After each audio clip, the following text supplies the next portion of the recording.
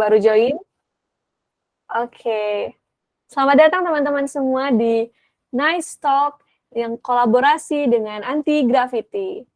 Jadi, malam ini sebelum kita mulai, teman-teman bisa coba siapin dulu nih, Fig Jam-nya untuk persiapan kita ikut workshop setelah penjelasan dari Chelsea gitu, yang bakal jadi bintang tamu kita malam ini. Oke, selamat datang sekali lagi semuanya. Kenalin, aku Ica sebagai pemandu acara malam ini. Nah, gimana nih kabarnya teman-teman? Semoga malam ini walaupun malam Sabtu, tapi semangat kita bisa belajar lebih jauh tentang UX research gitu topik kita. Nah, bagi teman-teman yang sudah hadir, silakan untuk open kamera dan juga gunakan virtual background yang sudah kita kirimkan dari email biar kita semakin ramai nih gitu. Jangan lupa juga siapin ya ini Fig Jam-nya gitu. Nah, oke, mungkin bisa dikirim diklik linknya lewat di Google Chat ya, KL. Oke. Nah, malam ini kita bakal bahas apa sih gitu. Malam ini kita bakal bahas tentang UX research. Mungkin kebanyakan dari kita kenalnya UX itu selalu terikat gitu ya dengan UI, UX, tapi kita belum tahu nih UX itu gimana sih bagian dalamnya, semakin dalamnya seperti apa gitu. Apalagi di UX research kayak gitu. Mungkin apa sih bedanya UX research sama UX design kayak gitu kan ya. Dan ini malam ini kita bakal dengerin sharing dari Chelsea sebagai UX team leader dari Anti Graffiti. Nah, sebelumnya kita kenalan dulu yuk nih sama Kak Chelsea. Oke, silakan. Hai Chelsea. Halo, halo semuanya. Halo. Kenalin, nama aku Chelsea. Jadi di sini aku bakalan sharing experience aku dan juga knowledge aku di UX research gitu ya, yang udah aku tekunin mungkin sekitar 4 sampai 5 tahun di dunia UI UX industry. Ya, gitu. Oke, Chelsea. Nah, by the way nih Chelsea, kira-kira udah background-nya Chelsea apa nih sebelum jadi UX researcher gitu? Oh, background aku sebelumnya semua udah pernah aku coba sih. UX designer udah, product designer udah, UX researcher juga ini. Oke, berarti udah semuanya nih dicobain sama Chelsea ya untuk ini pengalamannya seperti itu. Nah, Iya, mungkin betul. oke, sebelum kita masuk nih Chelsea ke presentasinya gitu ya, penjelasannya, aku mau ingetin ke teman-teman, bagi yang ingin bertanya bisa di klik di sebelah kanan, ujung kanan Google Meet-nya ada Q&A dan bisa input pertanyaan teman-teman di situ. Sebelum nanti kita masuk ke sesi Q&A, kita bisa bahas satu-satu. Seperti itu ya. Oke, langsung aja nih teman-teman, kita persilahkan pada Chelsea untuk menyampaikan materinya. Oke, halo semuanya, halo lagi ya. Oke, kita start dulu sebentar.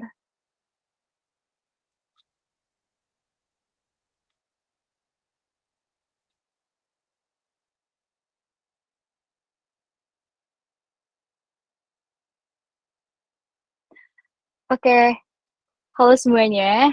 Jadi, mungkin aku kenalan lagi kali ya. Jadi perkenalkan, nama aku Chelsea. Jadi, hari ini aku bakal bawain sekilas materi gitu ya, terkait UX research itu sendiri, gimana sih implementasinya gitu di dalam user centric design. Dan untuk di materi atau di webinar ini, aku bakalan run through proses terkait UX research secara keseluruhan. Kemudian nanti bakal ada sesi workshopnya secara langsung, jadi kalian bisa experience juga keseharian aku kira-kira sebagai UX researcher tuh pada umumnya seperti apa sih gitu kan. Nanti formatnya bakalan interaktif, jadi kayak I'm looking forward to have an interactive and information session juga ke depannya. Jadi kalau misalkan ada pertanyaan bisa langsung ditanyain aja ya di link yang udah di-share tadi. Oke, mungkin kita start dari kenalan secara lebih detail dulu kali ya. Jadi, Sebelumnya, aku udah pernah punya pengalaman di beberapa industri, dari startup, agency, terus kayak, pernah ngajar juga gitu kan, jadi mentor di beberapa, eee, edu education, education group gitulah ya. Nah, so far dari 2018 itu aku udah tekunin terkait si UI UX ini gitu. Sampai sekarang itu aku megang di UX Research as lead di Anti-Gravity. Nah, Anti-Gravity ini tuh apa sih gitu kan. Jadi, kebetulan aku kerja di Anti-Gravity itu Creative Technology Lab. Jadi di sini mostly kita bring design, with technology gitulah ya. Jadi, lumayan banyak hal-hal yang menarik karena sebenarnya UX research di Anti-Gravity ini sendiri, itu tuh lumayan variatif gitu dari sisi produk-produknya. Jadi di sini kita nggak cuman kerjain, website atau app aja, tapi kita juga kerjain beberapa internal system, gamification gitu kan, kayak virtual space, AR, VR yang bahkan sebenarnya bisa dijadiin UX research gitu. Jadi UX research tuh sebenarnya lumayan lebar gitulah ya, intinya kayak bisa diterapin di mana aja, bahkan sampai banner ads, terus kayak ada data experience gitu ya, ini tuh, offline offline things gitu. Jadi kayak kita bisa nge-track, secara keseluruhan dalam satu arena, itu tuh kira-kira ada berapa banyak orang dan sebagainya. Nah, itu tuh bisa dianalisis gitu pakai metode si UX research ini. Dan, apa yang bikin aku tertarik di Anti-Gravity karena emang di sini itu kita pelajarinnya tuh bener-bener luas gitu UX research-nya, jadi nggak cuman terbatas di website sama app aja. Gitu. Nah, mungkin ada beberapa contoh atau sampel juga sih our, product internal system gitu. Jadi kayak internal project sih sebenarnya yang kita coba-coba gitu ya untuk craft. Mungkin kalau misalkan kalian mau coba, kalian bisa scan QR-nya. Jadi di sini ada, namanya tuh Tarot Bacot. Ini tuh campuran dari AR sama gamification. Jadi basically kita bikin semacam ramalan tarot tapi, nge-combine augmented reality sama gamifications. Nah, di sini juga kita implementasiin si UX research juga. Kemudian di Sasiland, ini tuh bentuknya virtual space. Jadi kalau misalkan kalian kenal metaverse gitu ya, yang sekarang kan lagi mulai ngetren gitu ya. Udah dari tahun lalu sih sebenarnya ngetrennya. Cuman di virtual space ini itu tuh sebenarnya juga penempatan dari sisi uh, posisi-posisi tempat-tempat arena-arenanya, terus habis itu dari karakter-karakternya, itu tuh membutuhkan proses UX research gitu, yang lebih dalam gitu, supaya kita bisa craft the whole system itu sendiri gitu. Nah, mungkin, kita langsung start aja kali ya ke materinya gitu. Ini kalau misalnya kalian mau coba boleh banget loh kalau misalkan kalian skip. Oke, kita lanjut ke materinya. Jadi kemarin tuh sebenarnya aku udah sempet buka beberapa questions yang udah kalian masukin gitu ke form yang udah kalian isi ya waktu kalian daftar gitu kan. Dan ini tuh kira-kira kesimpulannya lah ya, intinya tuh pada nanya gimana sih cara jadi UX researcher, terus kayak gimana sih cara buat start career in UX, as UX researcher gitu kan. Terus kayak flow-nya kayak gimana dan gimana caranya buat switch career ke UX researcher dan sebenarnya masih banyak lagi gitu. Nah, tapi sebelum kita ke sini, karena kita kan lagi belajar materinya UX research juga gitu ya. Sebelum kalian, masuk ke questions ini, kalian perlu tahu dulu nih, emangnya kualifikasi sebagai UX researcher tuh apa aja sih yang dibutuhin gitu, bener nggak? Kan sebelum kita masuk, kita harus, tanya dulu gitu ya kayak, background-nya apa, intinya itu tuh apa. Nah, based on data nih yang udah kita temuin, sebenarnya most important skills buat UX itu tuh ada 3 nih yang teratas. Yang pertama tuh communication skill, terus yang kedua itu problem solving, sama yang ketiga tuh understanding of design principle atau setidaknya tuh prinsipal-prinsipal di dunia UX gitu lah istilahnya. Nah, kenapa 3 hal ini yang paling penting? Yang pertama communication skill. Communications, UX tanpa communications itu tuh nggak ada apa-apanya, karena kerjaan kalian sehari-harinya 90% itu adalah ngomong sama user gitu. Kalau misalkan kalian interview, itu kan harus ngomong sama user. Kalau misalkan kalian mau discuss sama temen researcher kalian, itu butuh komunikasi. Dan kalau misalkan kalian mau tahu detail terkait project ya, itu juga butuh ngobrol gitu kan sama stakeholders ya. Jadi ya 90% kerjaan kalian tuh ngomong. Jadi nggak mungkin communication skill ini tuh ada di posisi terendah gitu. That's why kita butuh banget nih si ilmu komunikasi ini. Nah, yang kedua itu adalah problem solving. Nah, kenapa problem solving ini tuh penting? Karena as UX researcher, kalian tuh dituntut untuk selalu bertanya gitu, selalu penasaran sama satu hal. Ketika kalian nemuin satu problem, kalian harus cari gitu sampai akar-akarnya, inti masalah ini tuh apa sih gitu kan. Inti dari cara buat solve masalah ini tuh gimana sih gitu, apa sih yang harus di-solve. Kalian selalu punya rasa ingin tahu yang tinggi gitu. That's why kayak problem solving ini, itu tuh juga salah satu skill yang emang perlu kalian kalian explore juga, dan nggak cuman penasaran aja, tapi cara gimana kalian bisa solve problem itu tepat ke root cause-nya, itu yang paling penting sih. Karena banyak nih sekarang UX researcher yang, ketika kita nemu satu masalah, terus habis itu ada masalah lain, kita tuh suka jadi kebelah gitu fokusnya. Nah, ini tuh penting banget nih yang perlu kita ketahuin gitu ya. Kalau misalkan kita ada satu masalah, itu tuh kita harus fokusnya ke masalah itu dulu gitu, baru solve yang lain. Nah, terus yang ketiga tuh understanding of design principle gitu ya, atau at least tuh basic-basic di UX research gitu. Jadi terkait metodologinya, terus kayak pengertian UX research itu sendiri, itu tuh apa, dan another basic yang bisa kalian temuin di buku-buku teori theoretical UX gitu, yang sekarang banyak sih sebenarnya. Nah, sisanya tuh soft skill dan juga hard skill kayak collaborations, terus kayak storytelling, presentation skill, terus kalau hard skill-nya tuh dari research atau interview skill, sama proficiency in design atau kayak wireframe tools gitu. Biasa kayak pakai VJam, Whimsical, Miro, dan sebagainya. Nah, in this workshop, jadi hari ini tuh temanya aku bakal guide kalian at least ke 3 skill yang penting ini. Jadi kayak dari segi komunikasi, itu nanti kalian bisa dapat, terus kayak problem solving, itu kalian bisa dapat juga di workshop, sama understanding the best principle gitu ya, dari UX itu sendiri gitu. Nah, sebelum jauh-jauh nih, di sini kalian ada yang udah tahu belum sih apa itu sebenarnya UX research gitu? Kayak UX sendiri tuh apa sih? Ada yang tahu nggak kira-kira?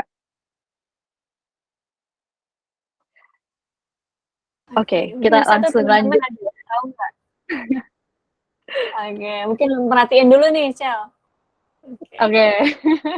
Oke, jadi intinya tuh sebenarnya UX research tuh kalian ke jalan ngobrol sama user. Jadi intinya tuh semuanya berpusat sama user. Untuk apa? Untuk memvalidasi asumsi atau hipotesis kalian gitu.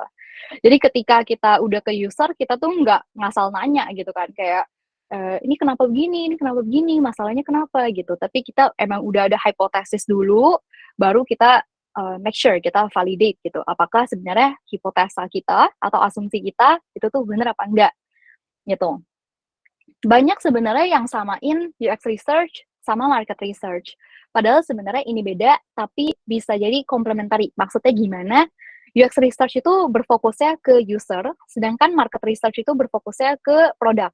Jadi kalau UX research itu kita fokus buat understand user, behavior mereka gimana, kebutuhan mereka apa, pain points mereka apa, terus motivasi mereka gimana supaya mereka mau pakai aplikasi ataupun produk kita gitu.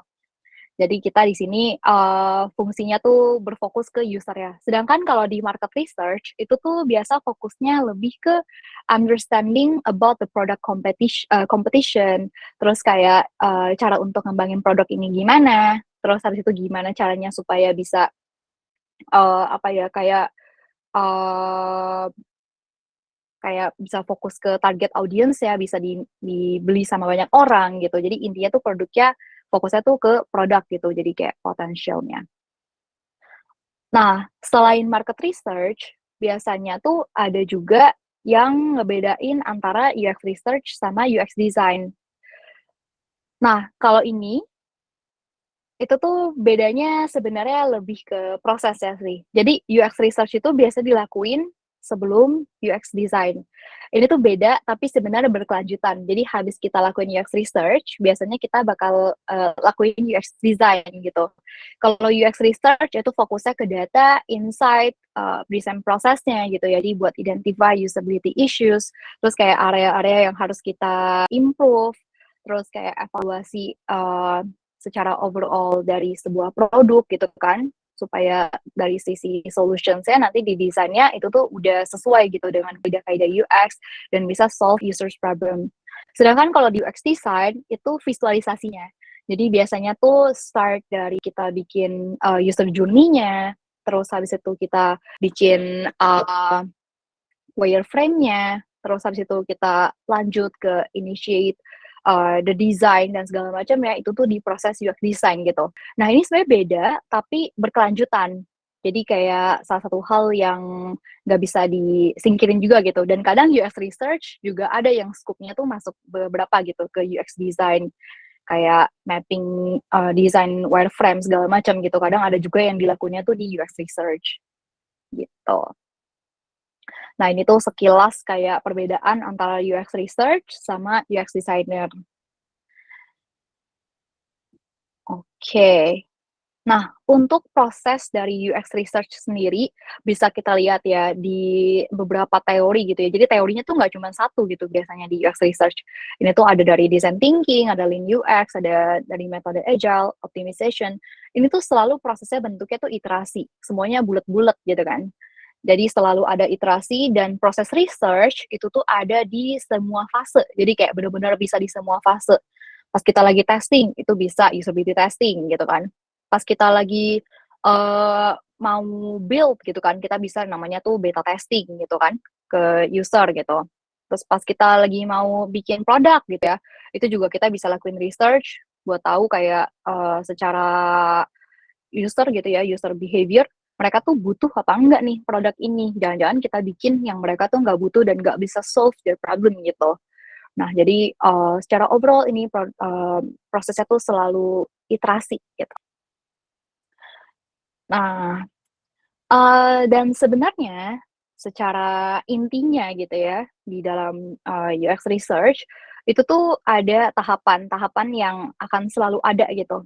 Jadi yang pertama itu understand the base.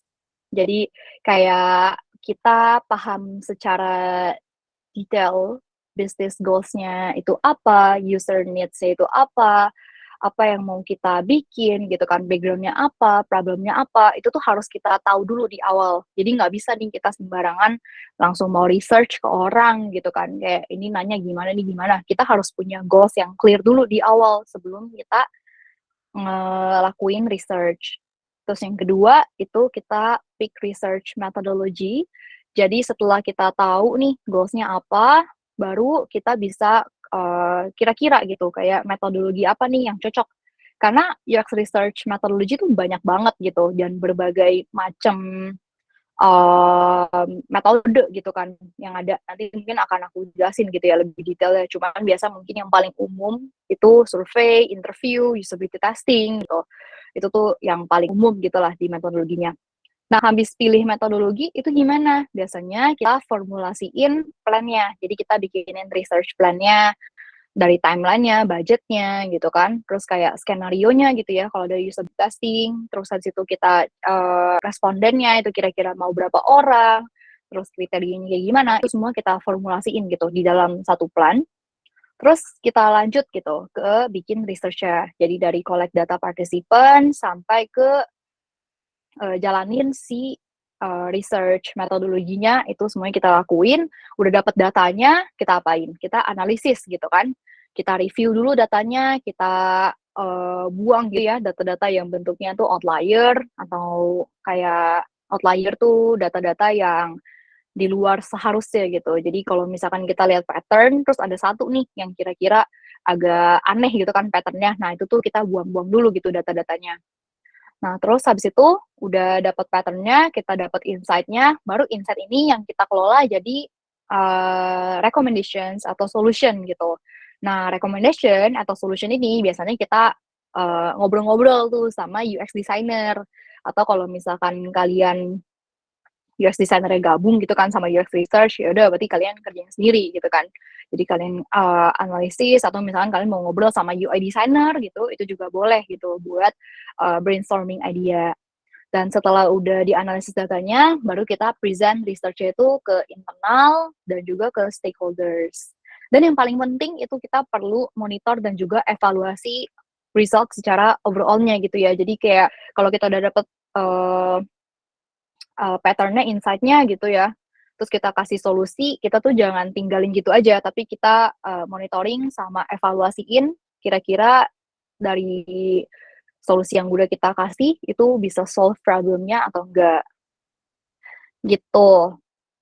Nah, buat sesi hari ini itu kita bakal go through bareng gitu kan di setiap stages-nya.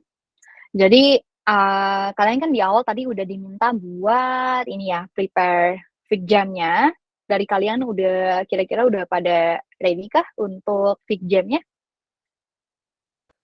Oke, teman-teman mungkin bisa disiapin nih, buka link-nya gitu ya, bagi yang belum, untuk duplicate template-nya ke dashboard Figjam masing-masing gitu. Mungkin teman-teman yang udah ready nih, bisa kasih ini ya, reaction nih. Ada reaction? Oke, banyak juga nih teman-teman yang udah ready. Oke, ada yang mau ditanyakan belum mungkin sebelumnya?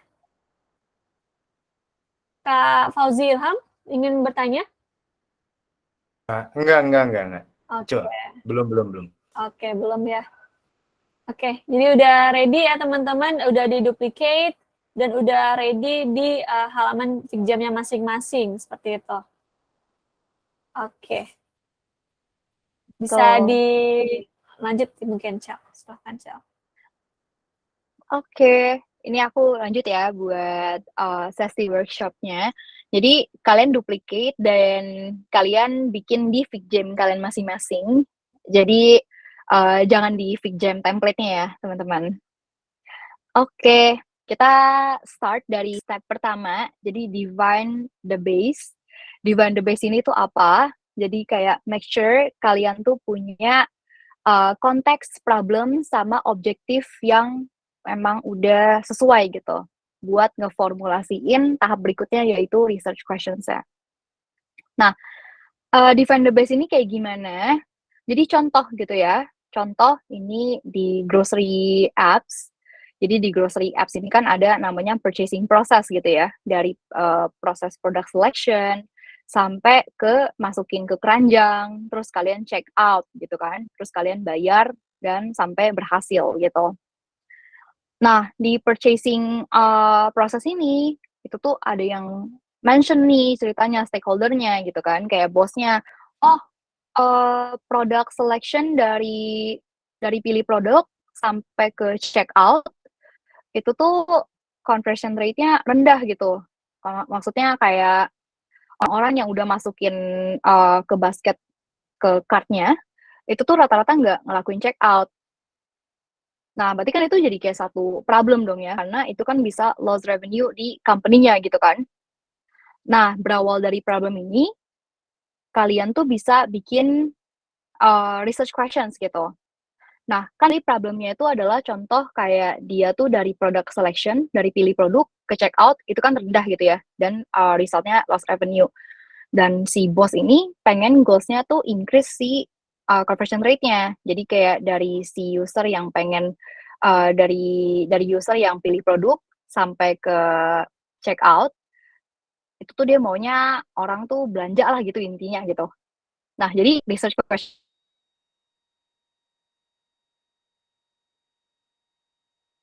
itu yang bisa kita bentuk tuh kayak gimana. Nah, yang nah, kayak kenapa orang nggak mau check out, karena dulu gitu kan, kayak emang apa sih faktor-faktor yang bisa impact ke conversion rate-nya gitu.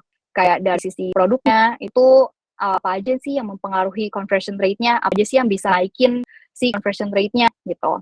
Terus habis itu yang kedua yang bisa kalian tanyain itu tuh lebih ke bagian setelah kalian tanyain kayak dari segi faktor ya, kalian tuh bisa tanyain dari sisi problemnya gitu. Kan kalian udah tahu nih kayak yang bisa naikin conversion rate-nya tuh apa aja gitu kan. Terus kalian tanyain lagi emang apa aja sih problem-problemnya, kenapa user tuh sampai nggak mau selesai purchasing-nya gitu. Emang problem-problemnya yang mereka hadapin di proses checkout tuh seperti apa sih gitu. Terus habis kalian nanya itu, kalian bisa nanya lagi gitu kan, kayak emangnya apa sih yang bisa bikin user tuh ngelakuin checkout gitu setelah kalian tahu problemnya. Dan yang keempat, kalian bisa nanya lagi, contohnya kayak gimana caranya supaya kita tuh bisa bikin proses dari product selections ke checkout-nya itu tuh lebih user friendly gitu. Jadi kayak secara satu-satu kalian tanyain dari si root-nya dulu gitu. Jadi kayak ensure si research questions yang kalian bikin itu tuh selalu berfokus ke problemnya gitu sih. Gitu. Nah, mungkin kita langsung start ininya aja kali ya, langsung. Oke. Jadi Bener-bener. di layar kalian Jangan lupa ini ya teman-teman ya. Teman-teman jangan lupa diduplikat ya Chelsea ya. oh iya iya betul. Jangan lupa diduplikat ya, teman-teman. Jadi bisa klik ini terus langsung diduplikat ke layar kalian. Oke, ini aku jelasin sedikit gitu ya. Jadi kayak dari step one-nya, ini kan tadi contohnya aku pakai yang grocery app gitu kan. Nah, di bawah tuh aku udah sediain kayak beberapa resources-nya gitu. Ada aplikasi meal planner, terus ada fitness tracker, dan ada travel planner gitu ya. Kalian bisa pilih salah satu, kira-kira kalian mau yang mana. Dan di sini tuh udah ada problem statement-nya masing-masing sama goals yang mau di-achieve gitu. Contoh kayak misalkan meal planner ini, itu tuh ceritanya kayak dia ngerasa orang-orang kok nggak selesain halaman registrasi ya gitu kan. Jadi dia kayak bingung gitu kenapa. Bisa nggak sih bantuin dia buat resolve problem ini gitu. Dan goals dia pengen increase numbers of user registered gitu. Nah kalian bisa masukin ke problem statement-nya sama masukin ke goals-nya gitu di sini. Nah nanti setelah kalian udah ada nih problemnya apa, goals-nya apa, baru kalian bikin research. Kalian bisa start dari why. Karena dia mau misalkan contoh ya, karena dia mau increase registration number-nya gitu kan, kayak user yang masuk apa ngelakuin registrasi, kalian bisa tanya dulu kan kayak, oh emangnya faktor-faktor yang mempengaruhi user masuk ke halaman registrasi atau enggak tuh apa aja sih gitu kan. Terus kayak emangnya user tuh alasannya kenapa nggak masuk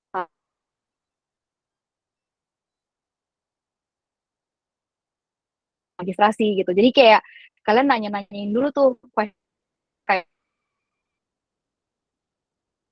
sama travel planner. Mungkin kalian bisa coba dulu kali ya di bagian define the base-nya, kalian bisa masukin dulu contohnya. Ini aku kasih waktu sekitar 3 menit. Tuh. Kalau kalian ada pertanyaan, kalian bisa langsung nanya aja ya di open mic juga nggak apa-apa banget sih. Biar kita lebih enak. Benar-benar. Bagi teman-teman yang mungkin ada yang masih bingung, mungkin mau nanya langsung sama Chelsea bisa nih ya teman-teman open mic aja atau raise hand dulu juga bisa gitu. Berarti sekarang kita lagi di step 1 ya, Chel ya? Ada yang minta untuk Iya, betul. sedikit ulangi lagi nih, Chel. Di bagian step 1 kali ya. Oke, boleh. Jadi di bagian step 1, ini kita mau tentuin dulu nih konteks, problem, sama objektifnya sebelum kita lakuin research gitu kan. Jadi kita harus tahu dulu problem yang mau kita solve tuh apa sih gitu kan. Terus goals-nya itu dari sisi yang punya problemnya, itu tuh apa gitu. Nah, di bawah ini aku udah sediain nih beberapa pilihan gitu kan yang bisa kalian pilih. Ada meal planner, terus ada fitness tracker, nih ceritanya aplikasi gitu ya. Ada travel planner. Nah, masing-masing dari aplikasi ini itu tuh mereka punya problemnya masing-masing gitu.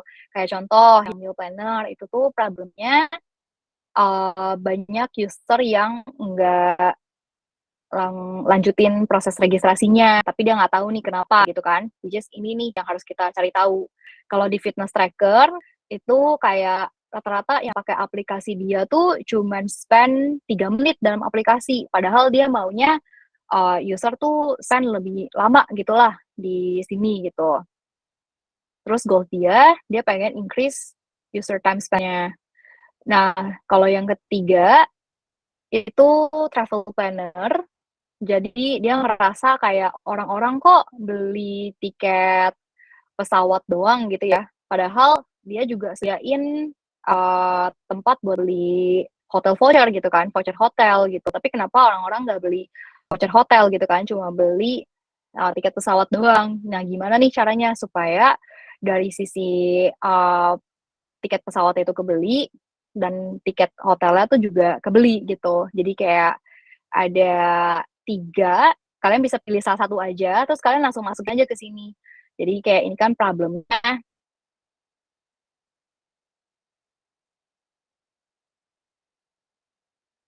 udah ada nih di sini. Nah, kalian pindahin aja ya problemnya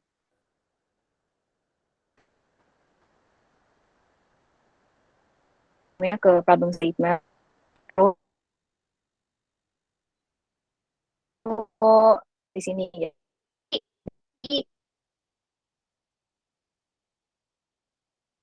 Halo, halo Chelsea. Mungkin agak putus-putus. Chelsea bisa ini kali ya off cam sementara gitu biar agak lancar gitu. Soalnya agak putus-putus gitu. Oke, oke. Oke, Oh, sudah. oke. Nah, gimana teman-teman, ada yang mau bertanya lagi nggak nih untuk di step 1?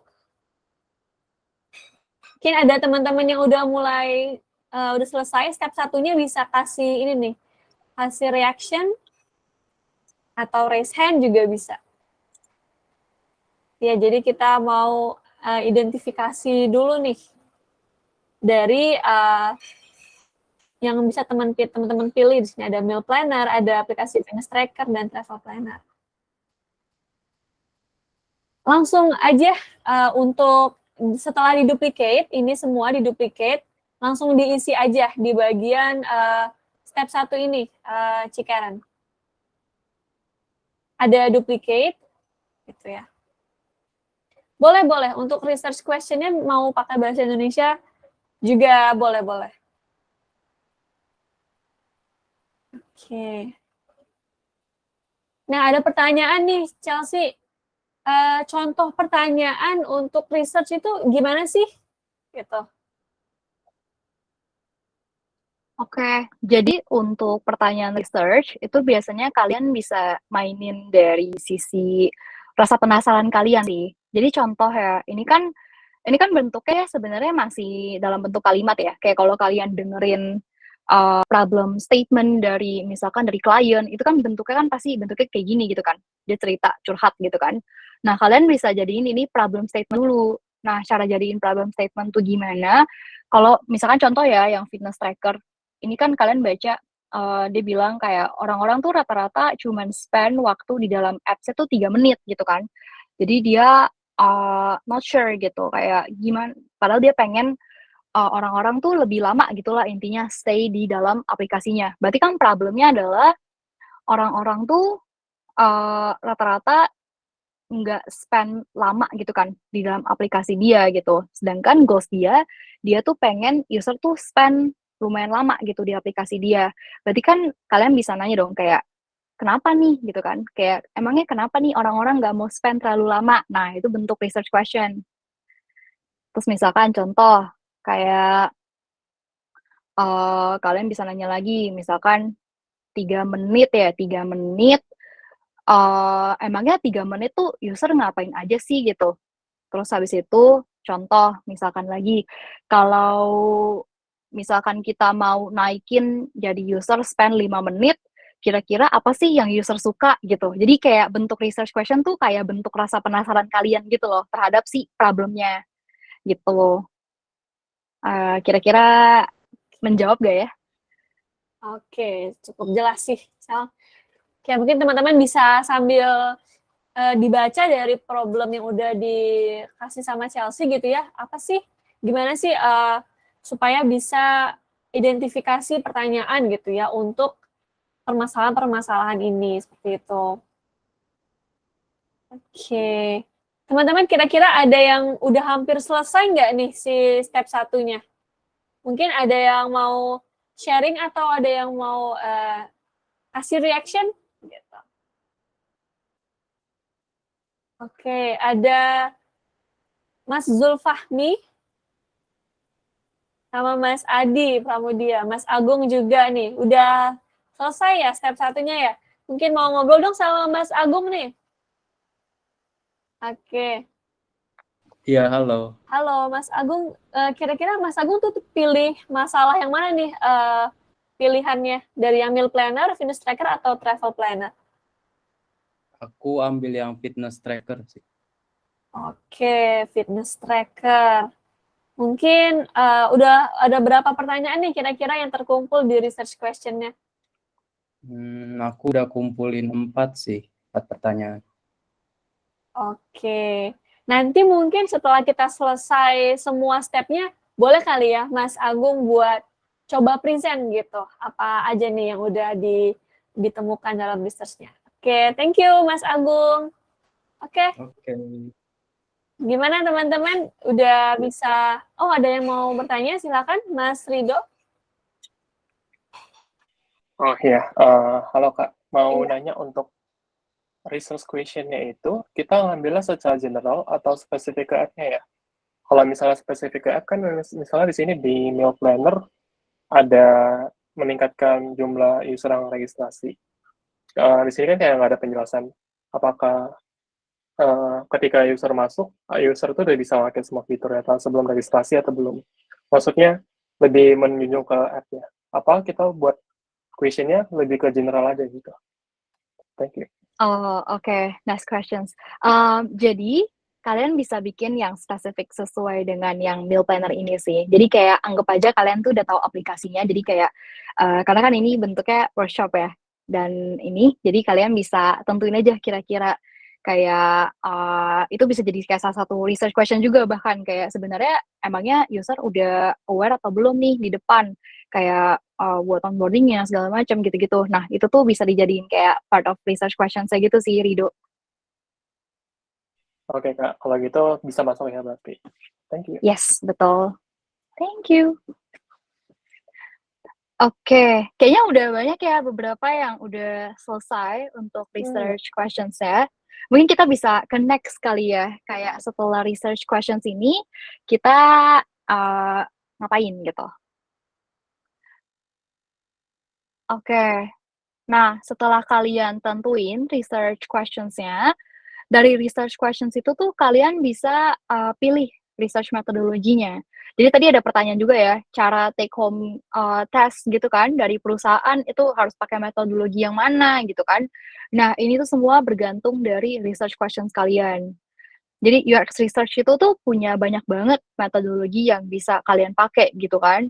Dan itu tuh bener-bener beda-beda, ada yang dari behavioral, data-datanya, ada yang attitudinal, ada yang bentuknya data angka-angka, ada yang bentuknya tuh kualitatif atau kayak kalimat-kalimat gitu kan.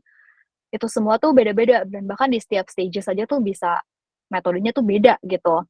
Nah, yang paling gampang singkatan dari aku sih sebenarnya, kayak aku selalu pakai ini, jadi namanya tuh PART-G. PART-G itu tuh project phase, terus kayak dari target audience, data resource, terus kayak time constraint, sama research goals-nya. Jadi kayak kalian tuh nentuin metodenya itu tuh based on ini gitu. Dia tuh lagi ada di fase apa sih gitu kan? Lagi fase kalian cari-cari responden kah? Fase-fase kalian baru bikin aplikasi atau misalkan bagian kalian evaluasi aplikasi. Terus kayak misalkan target audiensnya itu orang-orang daerah atau misalkan orang-orang kota, itu kan biasanya beda gitu kan.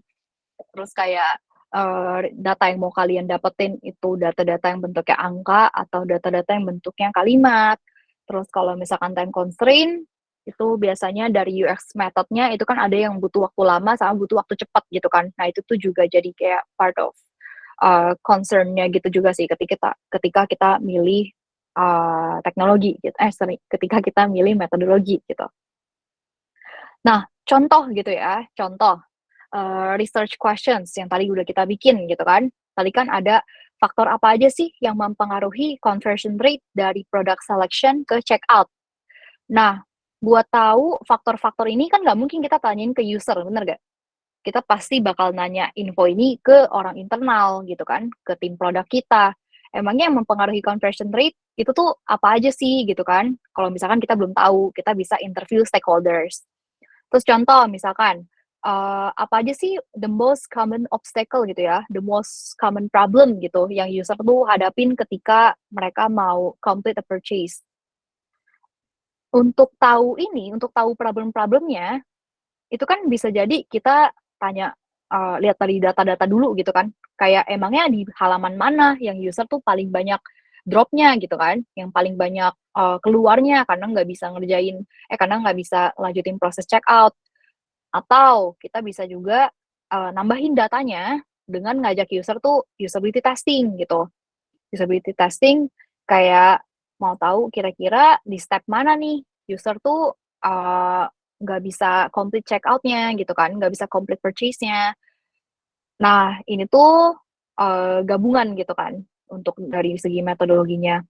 Kemudian contoh kayak misalkan key driver gitu ya. What are the user key driver? Apa sih yang mempengaruhi user tuh mau ngelakuin checkout setelah mereka tuh select produk. Nggak mungkin kan kita nanya ke produk gitu ya. Kayak tim produk kan nggak mungkin tahu gitu kan. Nah, ini tuh pasti kita akan nanyain ke user, terus pakai metode apa? Pakai metode interview gitu. Terus misalkan contoh lagi, gimana nih caranya supaya kita bisa bikin proses yang lebih user friendly gitu kan, dari product selection ke checkout. Nah, ini tuh bisa kita ngecekin dari sisi kompetitor. Jadi kita bisa pakai metode competitive analysis. Nah, metode ini itu tuh namanya ada di buku Just Enough Research. Jadi ini kalau misalkan kalian mau baca tuh boleh banget sih untuk dalamin detail produk kalian buat tentuin metode research yang pengen kalian pakai. Intinya kita tentuin dulu user itu siapa, terus baru kita tentuin kira-kira metode research yang mau kita pakai itu tuh apa gitu. Data yang mau kita dapetin itu tuh bentuknya gimana, baru metodenya tuh apa gitu.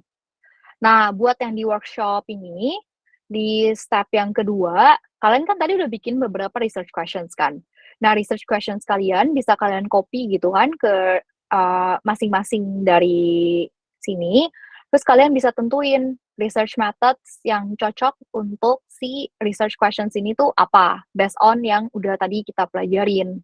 Jadi kalian tentuin dulu di sini, itu kira-kira cocok buat ditanyain ke siapa, terus kalian mau datanya bentuknya kayak gimana, gitu. Baru kalian tentuin masing-masing. Oh ya, mungkin buat konteksnya gitu, aku jelasin sekilas kali ya, kayak metode-metodenya ini tuh maksudnya gimana. Interview itu tuh kalian interview kayak biasa, ini bisa kalian dengerin sambil kalian pindah-pindahin ya.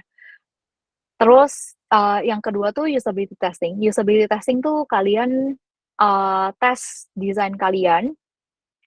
Jadi kayak kalian tes desain kalian atau kalian tes aplikasi kalian gitu ya ke user secara langsung, terus kalian minta feedbacknya. Kira-kira dia gimana dan segala macam ya. Dan gak cuma minta feedback aja, tapi kalian juga harus observe kayak mereka tuh masalahnya ada di mana, salahnya di mana dan sebagainya gitu. Terus A/B testing.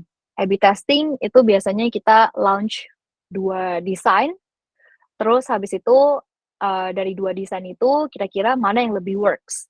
Nah, kalau kalian kerja di startup atau kayak bentuknya company-company yang mungkin KPI base-nya tuh produk gitu ya, itu tuh biasanya kalian bakal dituntut buat tahu KPI atau OKR yang dipakai di dalam pengembangan produk gitu sih. Contohnya tuh kayak tadi ada conversion rate, adoption rate, dan sebagainya gitu yang bisa kalian pelajari mungkin lebih detailnya. Cuman intinya ketika kalian A/B testing itu tuh pasti ada matrix, itu namanya matrix yang kalian pakai buat nentuin gitu kayak kira-kira yang mana nih yang lebih bagus. Kalau misalkan taruh button di bagian paling atas sama taruh button di paling bawah gitu kan, kira-kira yang bisa bikin user klik lebih gede, itu tuh di mana? Button yang di atas atau button yang di bawah. Nah, itu tuh biasanya dia bakal launch tuh 2 desain itu. Terus bisa dites yang mana yang paling bagus. Biasanya di Instagram yang paling sering, kalau kalian sadar gitu ya, ada beta testingnya.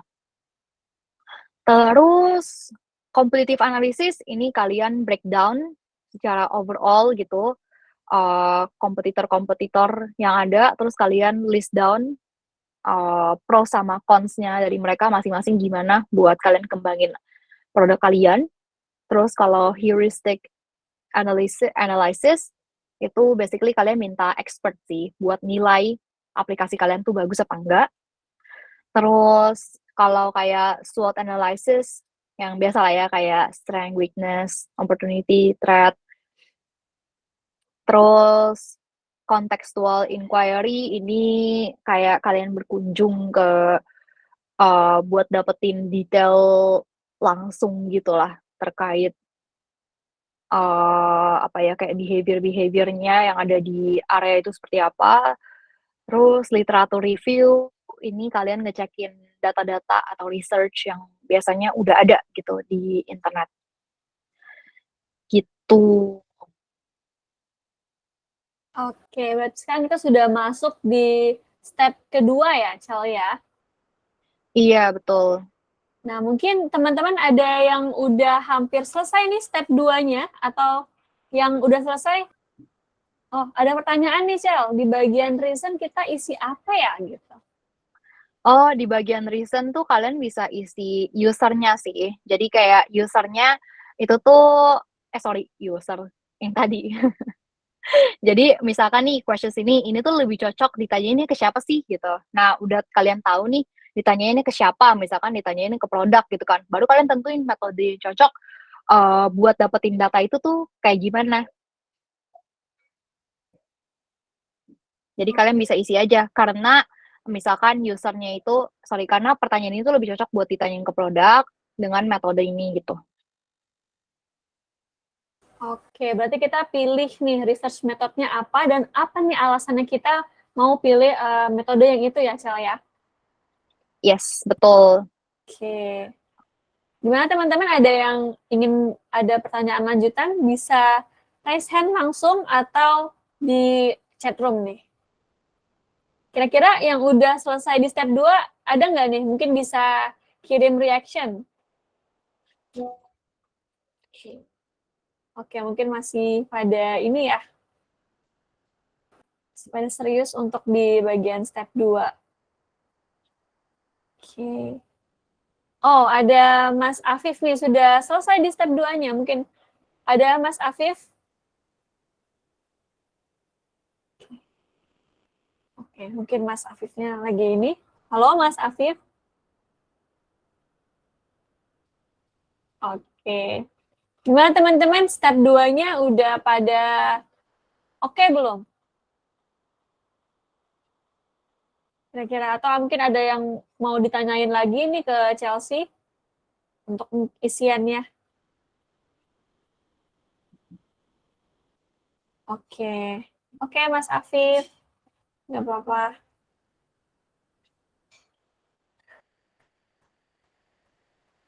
Oke, ini ada kita lanjut lagi atau gimana nih, Cel? Mungkin bisa lanjut lagi ke step selanjutnya. Oke, mengingat waktu kita sambil lanjut dulu ya guys. Oke. Oke, nah setelah kalian udah tentuin nih metodologi yang kalian pengen pakai, yang sesuai tentunya, kalian bisa formulate your research plan secara simple gitu ya. Nah, secara simple itu tuh butuh apa aja. Jadi ini intinya, sebenarnya kalian tuh cuman butuh overview sekilas saja, terus kayak roles, research questions, hypothesis, methodology, timeline, sama budget and tools. Ini nanti detailnya di belakang. Nah, tugas kalian bisa pilih salah satu research questions yang menurut kalian tuh paling menarik untuk kalian solve, karena waktu ya. Kalau misalnya kita harus solve 4-4-nya kan mungkin nanti jadinya banyak banget tuh yang harus diiniin. Jadi kalian bisa pilih satu aja. Terus kalian tentuin gitu kayak research questions ini itu tuh hipotesisnya apa. Jadi kalian jawab sendiri. Jadi kayak misalkan contoh ya, ini kan what are the most common obstacle users face when trying to complete a purchase gitu kan. Problem apa nih yang paling mereka jadi masalah paling paling umum lah gitu buat mereka. Nah, aku bikin hipotesis. Oh, kayaknya nih user tuh nggak completing purchase-nya karena payment method-nya itu tuh terbatas gitu. Nah, aku bisa ambil ini dari mana? Dari contoh misalkan analitik itu shows that ketika di halaman pilih payment method, user tuh pada keluar gitu kan dari page itu gitu. Nah, kalian bisa bikin hipotesis sendiri gitulah gitu. Karena ini kan bentuknya workshop ya, jadi kayak kalian ngasal aja gitu kayak untuk bikin si analitiknya atau gimana. Yang penting kayak kalian bikin hipotesisnya dulu. Kalau bisa ada base-nya gitu, kayak kenapa kalian berhipotesis seperti itu. Atau kalau misalkan nggak ada hipotesisnya juga nggak apa-apa. Misalkan contoh dari your experience gitu ya, kayak oh kayaknya berdasarkan pengalaman gue ini tuh susah karena halamannya banyak gitu kan. Jadi kayak orang tuh males gitu, udah berhenti tengah jalan. Nah, itu tuh juga boleh. Jadi kayak bebas kalian bikin hipotesis. Jadi intinya di sini tuh tugas kalian buat tes hipotesis kalian dan memvalidasi gitu ya, kayak kira-kira tuh bener apa enggak, tapi nggak boleh bias. Jadi kayak nanti questions research dari yang kamu udah bikin itu tuh nggak boleh ngarah ke sana, kayak nggak boleh kayak apa ya, kalian nodong gitu kan, nodong ke user ya, bener kan masalahnya ini gitu. Nah, itu nggak boleh. Nah, terus yang roles-nya itu kalian bisa isi aja kayak nama kalian gitu kan, as researcher. Terus metodologinya diisi apa? Metodologinya kalian bisa isi pakai ini. Jadi kayak untuk recruiting participants-nya, contoh kalian masukin responden kriterianya apa. Nah, ini kalian ngasal aja. Terus kayak cara buat searching orang-orang partisipannya itu gimana. Nah, ini kalian bisa ngasal aja. Terus kayak data collections itu tuh metodologinya ya. Tadi yang kalian pakai research metodologinya itu tuh pakai metode apa? Timeline-nya kalian kira-kira aja, budgetnya juga kira-kira. Terus kayak tools yang kalian pakai itu buat interview atau misalkan metodologi kalian contoh kayak competitive analysis, toolsnya kan berarti kan cuman ini doang kan, internet, Google atau dan Google Docs gitu misalkan buat analisis data-datanya gitu. Oke, mungkin di sini berarti kita di step ini berusaha menjawab gitu ya, apa yang tadi pertanyaan yang tadi kita hasilkan kayak gitu ya, Cel ya? Yes, betul. Kalian Oke. langsung isi aja di sini roles-nya apa, metodologinya apa, terus kayak backup datanya seperti apa. Ini aku kasih contohnya ya di sini bentar nih. Nah, kalian bisa sambil lihat contohnya juga di sini sambil kalian isi. Oke. Ini ada teman-teman ada yang mau bertanya mungkin untuk terkait step ini? Atau ada yang udah selesai di bagian step 3 bisa share reaction-nya nih? Oke. Nah, kalau dari pengalaman Chelsea sendiri, berapa lama sih untuk formulate plan ini gitu? Kira-kira dari Wah, sebenarnya sih sangat lama ya. Maksudnya kayak mungkin bisa 1 harian gitu. Karena sebenarnya dari research plan itu isinya tuh yang aslinya nggak cuman ini aja. Jadi kayak ada, kalau misalkan kalian ngelakuin usability testing, itu tuh ada skenario-skenarionya juga gitu yang harus kalian craft dan kalian build dari masing-masing page di aplikasi atau website, tergantung use case-nya ya. Jadi kayak kita biasanya sih breakdown-nya per use case gitu. Iya. Oke. Berarti sebenarnya lumayan lama ya untuk satu step ini aja gitu. Cuma karena kita masih belajar, kita bisa coba-coba dulu nih ya, Cel ya, untuk hipotesisnya. Jadi nggak mesti jangan takut salah gitu ya, Cel ya, untuk ngisinya. Iya, bener. Justru tuh harus banyak coba sih. Jadi kayak kita coba-coba dulu aja. Salah tuh nggak apa-apa. Kayak bagian dari proses pembelajaran. Oke, benar-benar. Kira-kira teman-teman ada yang udah selesai belum di step 3? Mungkin Mas Agung Segara kira-kira udah hampir selesai mungkin step 3-nya? Iya sih belum selesai tapi Kak. Oh, oke. Berarti sedikit lagi itu. Kita bisa coba cicil lanjut ya berarti Cel ya. Iya, emang kayaknya Oke. 1 jam nggak cukup ya kayaknya, Cak. Iya benar, benar. Kita next kita bisa bikin yang lebih lama lagi dan kita bisa tanya lebih dalam gitu ya, mungkin di next session nih. Gitu. Oh iya teman-teman mungkin yang belum tahu recordnya akan ada dan nanti akan tersedia di YouTube-nya Nice to Meet You Studio gitu. Jadi tungguin aja, nanti pasti bakal kita notify via Instagram Story seperti itu. Oke. Nah ini kita bisa lanjut mungkin ya Cel, masuk ke step keempat gitu. Udah pada Oke. banyak selesai sepertinya. Oke. Oke, next kita masuk ke step 4. Jadi step 4 ini mungkin akan agak sedikit kita skip ya. Intinya tuh di sini proses research kalian dan kayak proses kalian ngumpulin data-datanya. Kalau kalian interview ya berarti kalian ketemu sama user kalian ngobrol gitu di sini.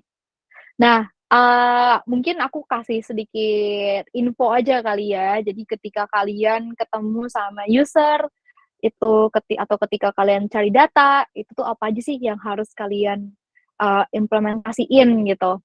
Nah, yang pertama itu tuh kalian harus implement 5 why technique. Jadi ini tuh apa? Jadi intinya kalian tuh nanya kenapa terus sampai dapat akarnya gitu.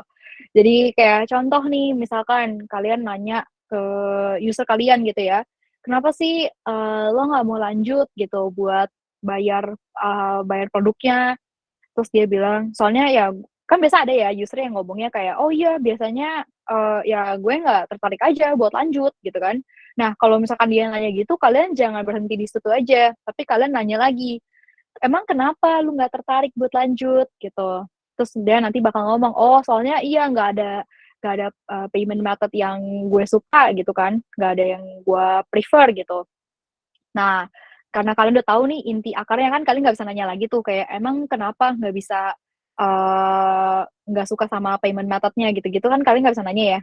Nah, itu tuh berarti udah selesai gitu di root-nya. Nah, tapi supaya bisa kalian dapetin insight lebih banyak lagi, kalian bisa nanya, bukan nanya why, tapi lebih nanya what-nya. Emangnya, your preferred payment method tuh apa? Gitu. Nah, nanti kan bakal dapet tuh list-nya. Berarti list payment method itu yang bisa kalian nanti masukin gitu kan, as a payment option gitu. Jadi kalian harus implement this 5 why technique. Jadi selalu nanya, tapi kayak jangan maksa ya, kalau misalkan dia kayak nggak mau, ya udah nggak apa-apa gitu. Terus, yang kedua tuh keep the problem focus.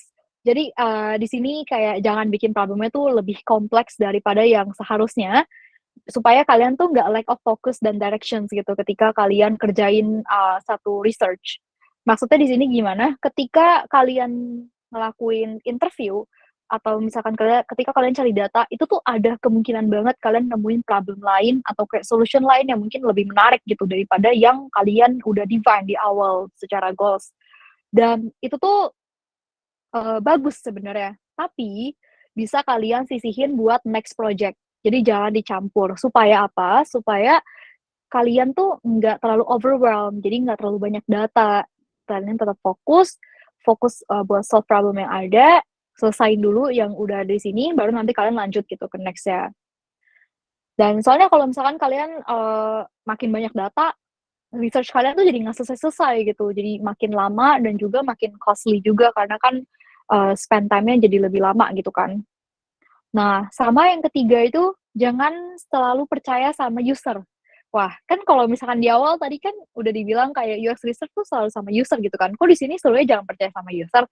Nah, kenapa di sini jangan selalu percaya sama user? Karena, apa yang user omongin tuh nggak semuanya bener. Contoh, misalkan kamu nanya, "Desain ini bagus atau enggak?" Itu kan bentuknya subjektif, benar nggak? Nah, untuk menangani hal itu, biasanya tuh kalian perlu observe. Misalkan, contoh, ketika kalian usability testing, kalian lihat nih si user, oh dia tuh stuck nih di halaman ini lebih dari 2 menit gitu kan, lama banget gitu ya. Nah, jadi, kalian udah wanti-wanti gitu kan mau nanya, terus kalian nanya deh, "Tadi ada masalah apa?" Gitu kan. terus misalkan dia jawab, "Enggak ada masalah." Nah, itu kan berarti dia, nggak bohong sih, bisa aja dia lupa gitu kan. Nah, di sini tuh poinnya, jadi jangan selalu percaya, tapi kalian bisa pancing. Pancingnya gimana?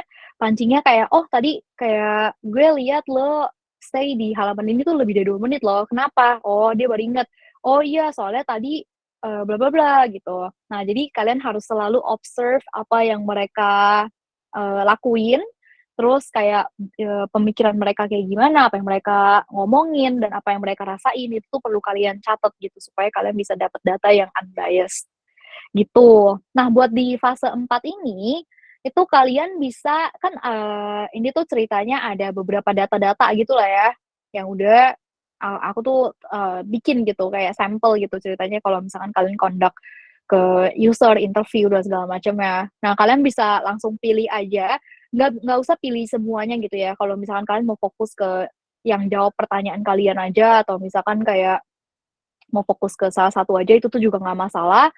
Nanti kalian pindahin nih dari problem ini ke insight. Nah, kalian bisa mengkategorisasiinnya. Nah, sambil kalian baca-baca, aku jelasin yang di step 5-nya ya. Jadi di step 5 ini proses menganalisis data.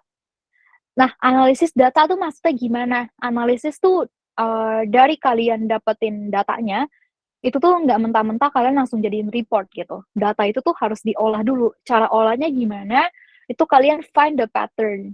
Itu yang paling penting. Jadi, ketika kalian nemuin data, kalian cari, pattern-nya. Nah, pattern-nya tuh maksudnya gimana? Contoh ya, contoh ini, based on usability testing gitu kan, the most common obstacle users face when trying to complete a purchase itu apa aja? Kita punya data nih, contoh dia ngomong, "Oh, gue nggak punya kartu kredit dan metode bayarnya tuh cuma ada itu, jadi ya udah gue nggak mau lanjutin prosesnya," gitu kan. Sama misalkan ada juga nih yang ngomong, misalkan orang beda gitu ya, "Kenapa ini nggak ada metode pembayaran lain ya selain kartu kredit?" Gitu. Nah, dari itu kan mereka berdua sama-sama bahas tentang kartu kredit gitu kan, which is kayak mereka expect there is more, other payment method gitu kan, selain si kartu kredit. Berarti insight-nya atau kayak kalian bisa mengkategorikan ini sebagai, eee, mereka tuh butuh other payment method selection gitu. Jadi kayak butuh payment method yang lebih banyak, atau misalkan kayak kalian mau, insight-nya apapun juga boleh sih, yang penting kayak kalian mengkategorikan itu tuh as one insight gitu. Contoh lagi gitu ya, misalkan, "Kenapa sih lo nggak lanjutin, purchase-nya?" "Soalnya gue kurang yakin nih sama aplikasinya, aman nggak ya kalau misalkan masukin kartu kredit ke sini?" Terus kayak misalkan, ada lagi yang jawab misalkan, "Oh iya, soalnya gue sering kebobolan dulu, jadi agak milih-milih sih kalau mau pakai kredit sekarang." Nah itu kan, kayak kalau dikelompokin dia jadi kayak bentuknya lack of trust gitu kan. Lack of trust, jadi kayak butuh safety guarantee, supaya dia tuh mau masukin kartu kredit gitu, kalau misalkan kita mau implementasiin si kartu kreditnya gitu kan. Dan pasti kan pertanyaannya, apa nih yang kira-kira bisa increase trust mereka, gitu. Terus contoh lagi nih misalkan, ini sambil kalian ini aja ya, sambil kalian, kumpul-kumpulin si insight-nya dan kalian kelompokin masing-masing. Contoh misalkan, "Oh, ongkirnya mahal 50.000, nggak biasa nih di Indo segitu, jadi nggak mau check out, maunya nunggu barangnya kebeli banyak dulu baru mau check out," gitu. Terus misalkan ada yang jawab lagi, "Kenapa sih lo nggak lanjutin purchase-nya?"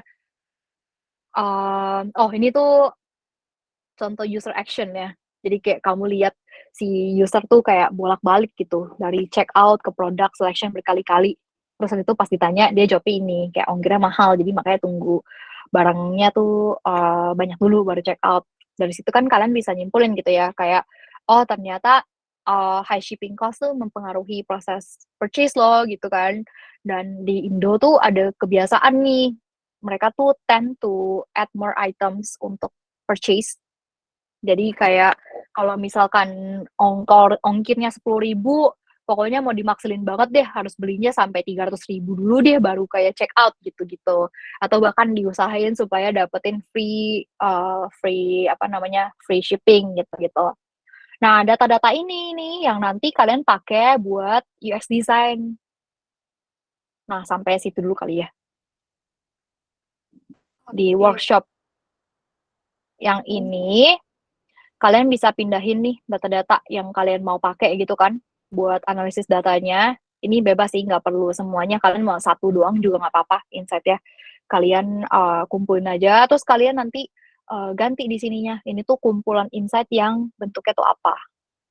Terus kalian bisa divine your hypothesis tadi bener apa enggak gitu, terkait si research questions yang udah tadi kalian tanyain. Oke. Jadi untuk isi insight-nya cuma satu aja dulu nggak apa-apa ya, Sel, ya? Untuk saat ini gitu. Iya, betul. Oke. Nah, mungkin sebelum siap-siap kita mau presentasi gitu ya, mungkin salah satu dari teman-teman ada yang tertarik gitu ya, biar dapat feedback dari Chelsea-nya langsung nih. Nah, jadi bisa diisi step 5-nya terakhir gini. Yang terakhir ini, sebelum nanti mungkin bisa raise hand dan coba present gitu ke Chelsea seperti itu. Mungkin teman-teman nanti bisa coba share gitu ya linknya, submit linknya di link yang akan di-share di room chat-nya gitu ya. Jadi kita bisa sambil lihat juga teman-teman seberapa jauh sih mengikuti workshop malam ini dan juga pengen tahu feedback dari teman-teman sekalian gitu. Jadi nanti kita bisa kedepannya bisa mempersiapkan workshop yang lebih keren lagi nih seperti itu. Gimana teman-teman, ada yang sudah selesai di bagian step 5 mungkin? Atau ada yang mau ditanyakan dulu nih ke Chelsea? Ada yang mungkin sedikit ragu atau takut salah nih, apakah ini hipotesisnya benar atau salah ya yang tadi gitu kan? Mungkin bisa raise hand atau di kolom chat juga bisa. Gitu. Oke. Mungkin kira-kira ada Mas Agung nih, Mas Agung Segara. Karena tadi step 1, step 2 itu kayaknya Mas Agung udah cukup cepat nih. Kira-kira kalau misalnya Mas Agung untuk present, coba present gimana nih Mas? Bisa? Siap? Boleh sih, cuman aku step 5 masih belum selesai gitu. Oke, nggak apa-apa sih ya Cel ya, mungkin bisa, yang penting step awal-awal tadi udah ada, nanti kita bisa sambil diskusi gitu sama Chelsea. Oke, mungkin bisa linknya dibagikan di ini ya Mas ya, di chat roomnya biar dibuka sama Chelsea seperti itu.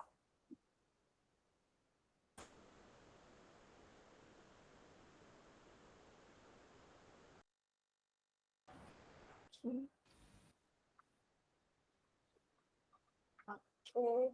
Teman-teman yang lain mungkin bisa sambil dengerin Mas Agung menjelaskan atau berdiskusi sama Chelsea, bisa sambil dilengkapin juga nih. Atau bisa nanti setelah workshop juga bisa diotak-atik lagi buat latihan, kayak gitu. Oke, ini udah ada link dari Mas Agung nih, Chelsea. Mungkin bisa coba dibuka, gitu. Oke.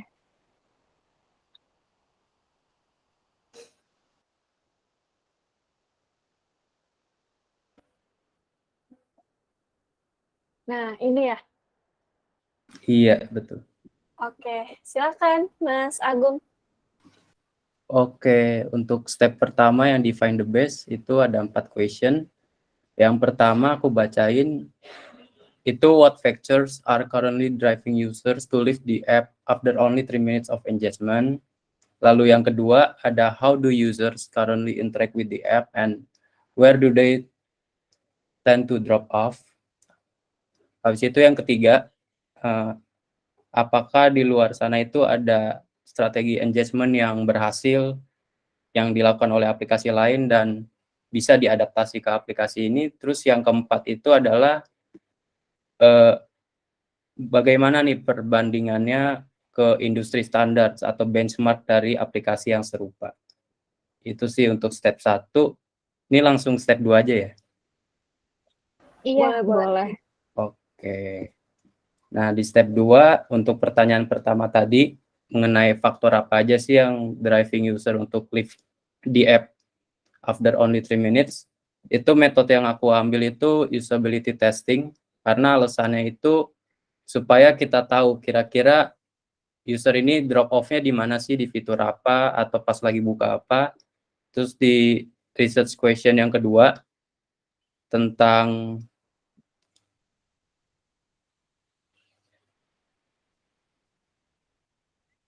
ini kok jadi mirip ya. Sorry, maksudnya tadi yang pertama itu faktor-faktor. Terus yang kedua itu yang di mana baru usernya itu tend to drop off. Sorry, tadi aku salah baca. Itu aku ambilnya A/B testing karena tujuannya itu supaya kita tahu versi mana sih yang lebih sukses gitu, biar usernya engagement-nya lebih tinggi. Lalu yang ketiga itu adalah strategi engagement dari aplikasi lain. Itu aku tulisnya UX audit sih, karena setahu aku UX audit itu bisa bantu explore cara lain buat ningkatin engagement dari user. Habis itu yang keempat, kalau dibandingin sama industri standar itu gimana, aku pakai SWOT analysis. Karena tujuannya supaya tahu kira-kira positioning produk kita tuh gimana sama aplikasi lain. Ini lanjut lagi ya berarti ya? Iya, boleh. Nanti baru di ending kali aku kasih feedback-nya. Oke.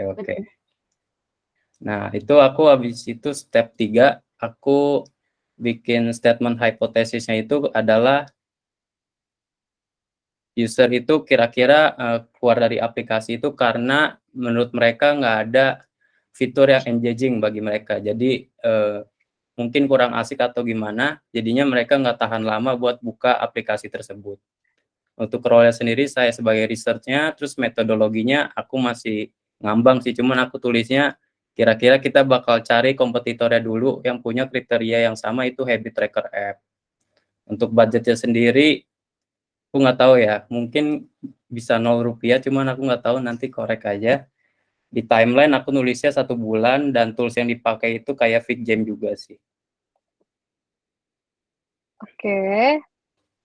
Habis itu step 4, kira-kira ini ya, feedback dari usernya, terus aku coba gabungin. Step 5 itu kesimpulan yang didapat itu ada 2 yang bisa dikategoriin sih. Itu yang pertama, yang ketiga itu fitur kurang menarik atau lengkap. Berikut feedback-nya ada 3. Kalimatnya, sebenarnya karena ada aplikasi lain juga sih, bawaannya udah nyambung sama Apple Watch, makanya yang ini jarang buka.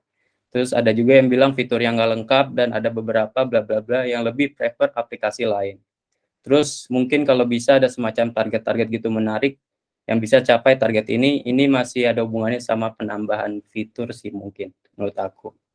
Habis itu kategori terbesar keduanya itu ada navigasi sulit, jadi masih ada user yang kesulitan kira-kira mereka mau cek data kalori nih, itu di mana ya? Atau mungkin nyari info historical olahraganya di mana, itu nggak ketemu. Jadi untuk hipotesisnya sendiri itu karena dari yang fitur kurang menarik atau lengkap itu mirip ya sama hipotesis saya yang di step 3, jadi kemungkinan besar itu true hipotesisnya. Mungkin sampai situ dulu sih. Oke. Nggak bisa tepuk tangan ya, maaf. Lupa. Boleh mungkin teman-teman kasih reaction nih buat Mas Agung, keren banget. Thank you. Keren. Oke, menurut aku ini udah sangat keren sih untuk waktu yang sesingkat ini tuh bisa meng-craft all of the knowledge, ilmu-ilmu yang aku sharing, dan dari insight-insight yang dikelompokin tuh juga menurut aku udah oke banget, dan ini emang kayak one of the kayak pengelompokan insight-insight-nya gitu, dan kebetulan hipotesisnya true gitu ya, jadi kayak wah keren banget sih. Gitu. Paling dari aku feedback-nya itu di bagian yang research methodology. Jadi kalau misalkan untuk yang ngetes nih, di mana sih they tend to drop off gitu kan, instead of A/B testing, kan kalau A/B testing itu kita butuh effort yang lumayan gede ya, jadi kita harus bikin aplikasi satu lagi gitu kan. Nah, kita bisa pakai juga yang namanya tuh, mobile ini tergantung sih, kalau aplikasi itu biasanya bisa dicek dari kayak data insight-nya gitu. Jadi kayak semacam Google Analytics yang bisa kita cek nih kira-kira di bagian page mana yang dia tuh paling banyak drop off-nya gitu. Biasanya namanya data analytics-nya gitu. Sisanya keren banget sih menurut aku. Thank you, Agung. Oke, thank you Mas Agung, thank you juga Chelsea atas bimbingannya nih, kita guide semuanya. Mungkin karena kita terbatas waktu ya teman-teman, kita bisa langsung masuk gitu sebenarnya ke Q&A, tapi sebelumnya teman-teman bisa submit nih link Figma yang teman-teman bikin tadi ke link yang ada di Google Chat ya. Nah, itu ada link feedback. Nanti di sana bisa sekaligus submit link Figma-nya dan sekaligus isi feedback-nya juga seperti itu. Nah, mungkin kita bisa lanjut ya, teman-teman ya. Ini memang luar biasa banget workshop-nya. Mungkin agak pusing gitu ya bagi beberapa orang, cuma sangat insightful banget gitu. Nah, kita bisa masuk ke Q&A session ya sekarang ya teman-teman. Tadi sudah banyak nih yang ada di kolom Q&A. Nah, mungkin aku mau mulai sama satu pertanyaan nih. Gitu. Ini ada pertanyaan, bagaimana cara berkolaborasi dalam riset ini, Cel? Gitu. Jadi kayak pembagian tugas itu bagaimana sih gitu? Apakah butuh berapa responden gitu ya untuk risetnya dalam interview segala macamnya?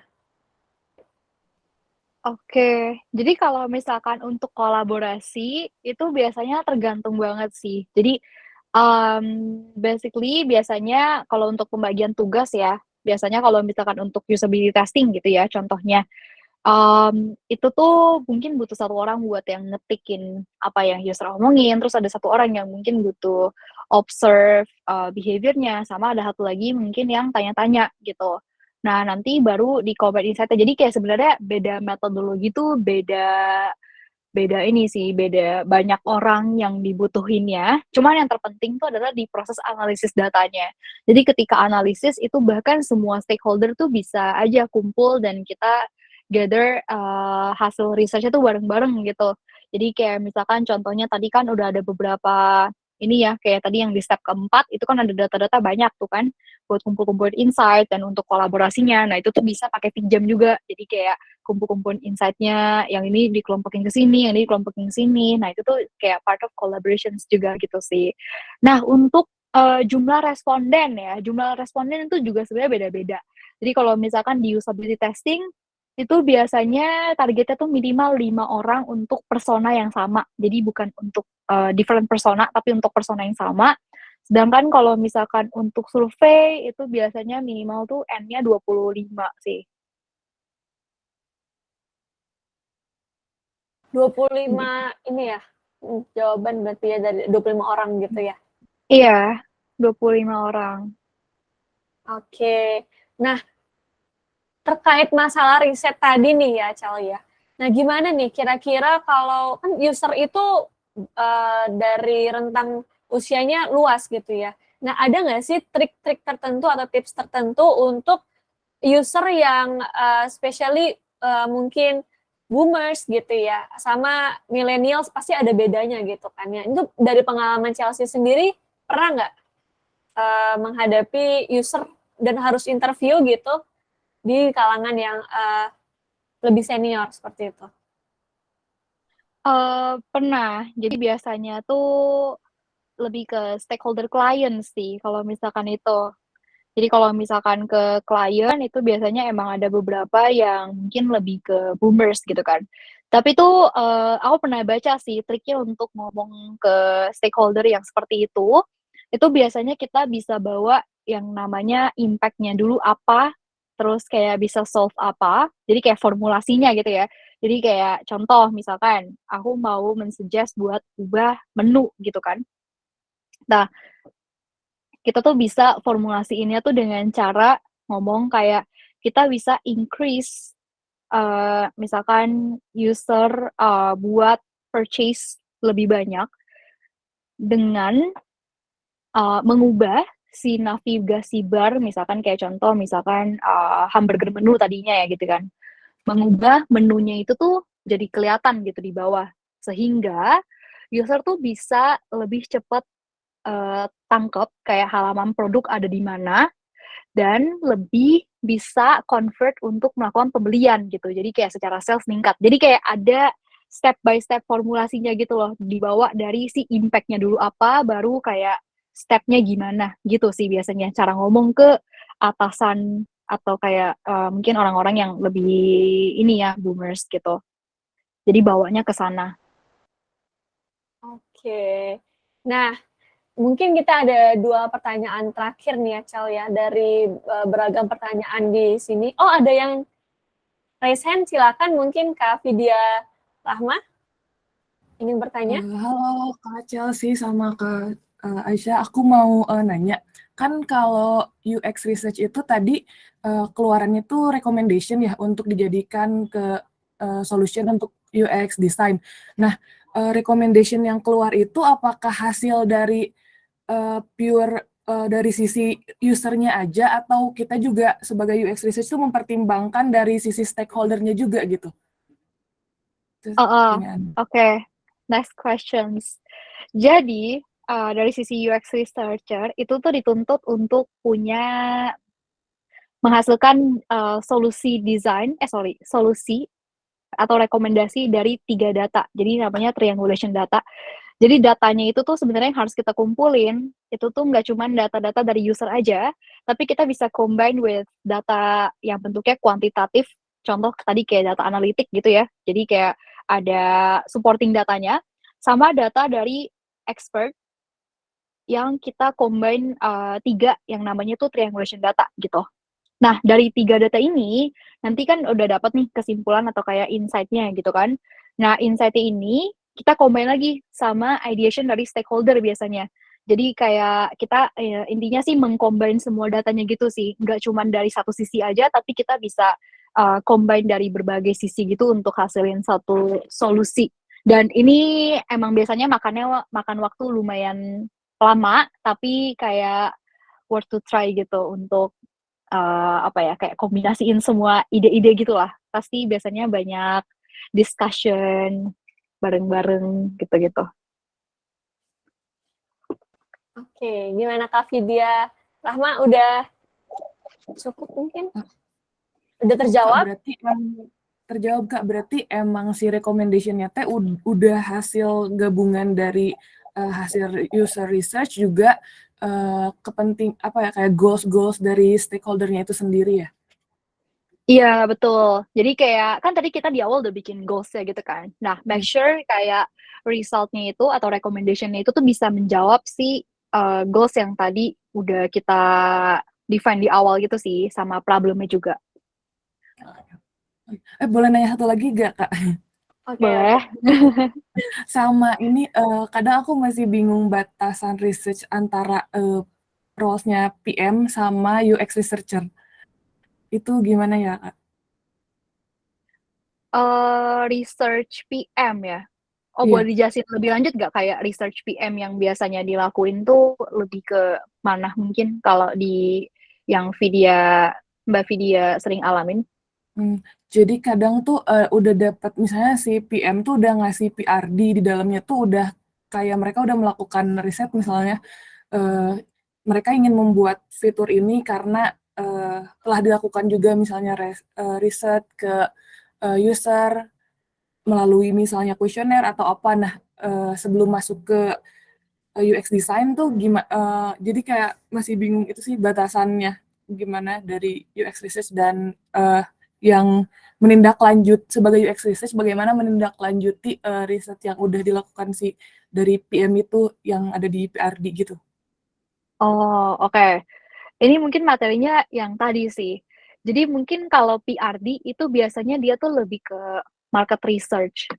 Jadi kayak data-data yang bentuknya tuh mungkin ada competitive analysis atau kayak terkait produknya gitu kan. Kayak dia mau bikin produk apa, terus kayak mungkin ini di market kayak gimana. Data-datanya juga bisa jadi ada data-data yang bentuknya secondary gitu kan, yang ambilnya dari kutipan-kutipan. Nah, itu tuh mungkin di kategorinya sebagai market research ya gitu sih.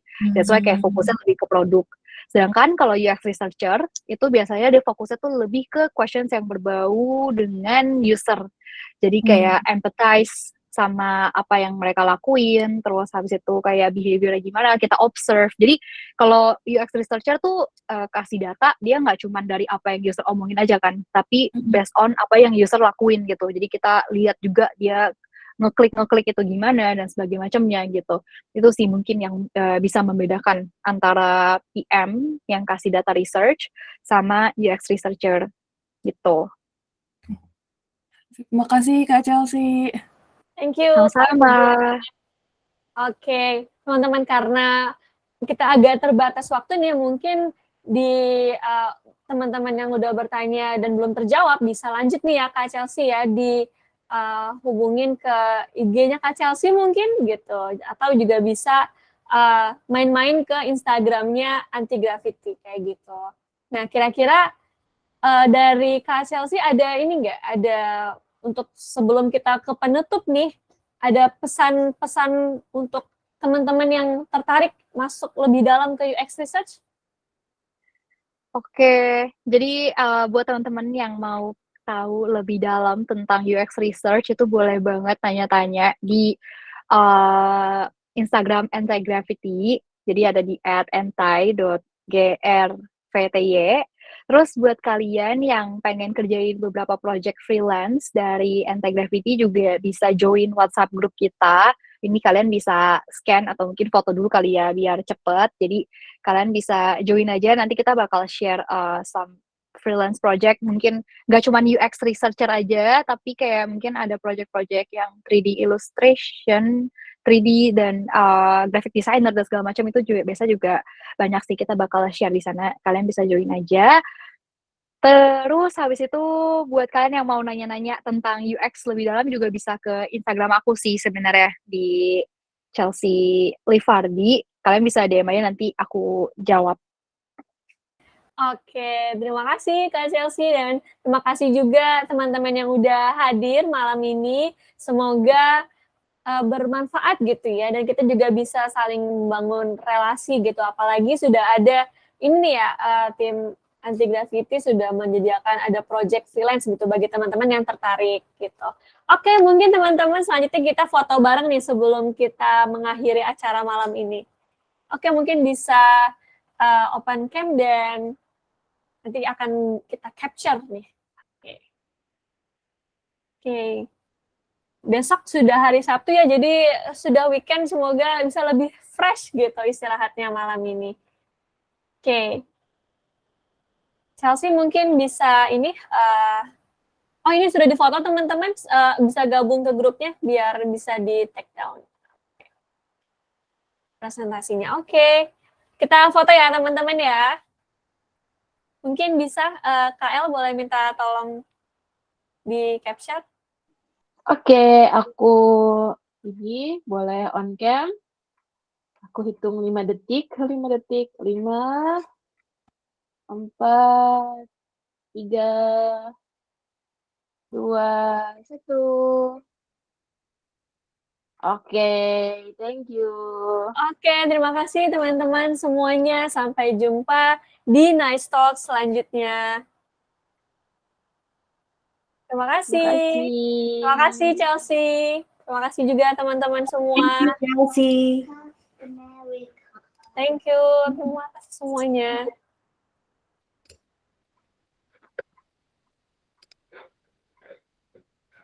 Chelsea, thank you banget, keren banget.